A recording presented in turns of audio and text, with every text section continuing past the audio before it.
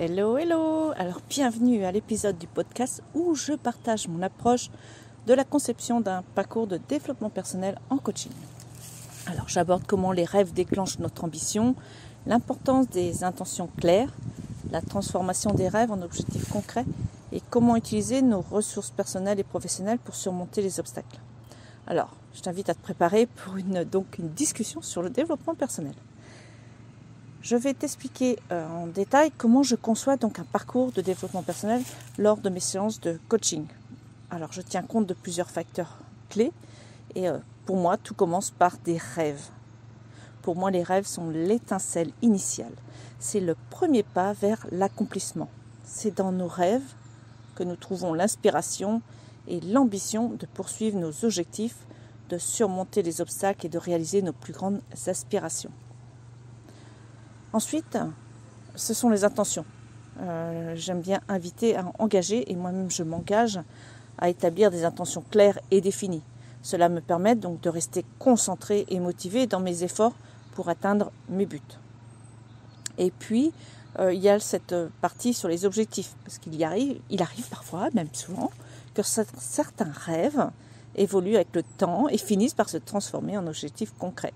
Donc ce processus est tout à fait naturel et illustre parfaitement la manière dont nos aspirations peuvent se matérialiser par le biais de notre volonté et de nos actions. Ensuite, il est important d'identifier ses ressources personnelles. Alors, pour ma part, moi j'identifie mes ressources personnelles et professionnelles. Cela comprend mes qualités intrinsèques et les compétences que j'ai développées au fil du temps. Mes forces qui me distinguent des autres, les valeurs que je considère importantes dans la vie et dans mon travail. Dans les ressources, il y a aussi les expériences passées qui ont façonné qui je suis aujourd'hui, les connaissances que j'ai acquises grâce à mon éducation et à mon apprentissage continu, et les acquis que j'ai obtenus grâce à mes efforts et à mon engagement. Avec les ressources, souvent je mets en parallèle, mais il n'y a pas de lien spécifique, c'est les obstacles. On affronte lors d'un parcours de vie souvent différents obstacles. Il y a souvent des obstacles qui peuvent se présenter sous différentes formes, qu'il s'agisse de peurs qui peuvent donc m'empêcher ou nous empêcher de progresser, des croyances qui peuvent nous limiter nos perspectives. On peut avoir aussi des difficultés mentales qui peuvent entraver notre processus de pensée, des difficultés physiques qui peuvent nous restreindre ou des manques dans divers aspects.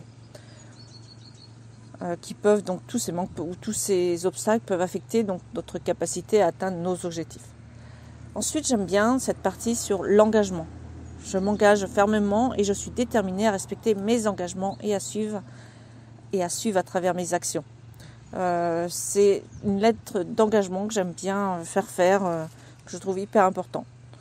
Je suis consciente, c'est pour porter la conscience en fait à l'importance de l'engagement. Même pour moi, j'aime noter ma lettre d'engagement et je suis prêt à faire tout ce qu'il faut pour honorer mes promesses. Ensuite, et là j'adore cette partie-là parce que c'est une de mes spécialités, ce sont les plans d'action.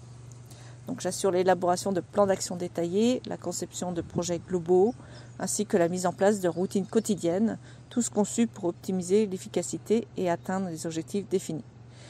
Mais ça, ce sont les points clés principaux, l'essentiel. Mais je rajouterai aussi que je m'assure de procéder à des évaluations régulières pour mesurer les progrès accomplis vers les objectifs. Cette étape me permet d'identifier les réussites ainsi que les domaines ou les ajustements qui sont nécessaires, assurant ainsi une progression constante. J'encourage aussi la cultivation de la résilience, cette capacité à rebondir face aux échecs et aux obstacles. C'est un élément clé pour maintenir une motivation et une persévérance dans les moments difficiles. Je préconise aussi la pratique de la gratitude. Reconnaître et apprécier les aspects positifs de la vie renforce son bien-être émotionnel et favorise une perspective optimiste. J'encourage aussi l'autocompassion, apprendre à traiter les moments de difficulté avec gentillesse et compréhension envers soi-même favorise la résilience émotionnelle et réduit le stress lié aux erreurs et aux revers. Alors j'intègre aussi le bien-être holistique dans mon approche. Je considère le développement personnel dans un contexte global tenant compte de ma santé physique, de la santé mentale, de la santé émotionnelle et de la santé spirituelle, si on peut dire, en encourageant des pratiques qui nourrissent chaque aspect du bien-être. Je favorise aussi la connectivité sociale. Donc les relations sociales jouent pour moi un rôle crucial dans le développement personnel. Donc j'encourage la construction et le maintien de relations positives, surtout je répète, des relations positives et enrichissantes qui soutiennent les objectifs personnels. Je prône aussi la flexibilité mentale, apprendre à s'adapter aux changements de circonstances et à remettre en question les schémas de pensée limitants qui favorisent l'adaptabilité et la résolution créative des problèmes. Voilà pour tout ce que j'avais envie de rajouter par rapport à ça. Je t'invite à me laisser un commentaire pour me faire part de ton ressenti concernant ce contenu. Ton avis, c'est précieux pour moi. Et puis, si tu as des sujets spécifiques que tu aimerais que j'aborde, n'hésite surtout pas à me le faire savoir.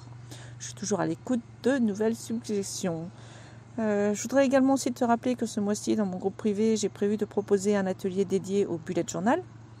C'est donc une excellente opportunité pour tous ceux et celles qui cherchent à s'organiser de manière plus efficace et créative. Et pour le mois prochain, c'est-à-dire pour le mois de mars, prépare-toi à un atelier qui pour moi est passionnant sur le thème du bonheur et de l'organisation personnelle. On explorera ensemble des stratégies pour améliorer ton bien-être tout en restant organisé dans ta vie quotidienne. Là-dessus, je te souhaite une merveilleuse fin de journée dans la joie, la bonne humeur et l'abondance. Donc, je suis Nadia Paillard, coach. Je suis coach et facilitatrice de vie spécialisée dans l'organisation personnelle. Je suis la fée joyeuse, coordinatrice du bien-être organisé. Bye bye!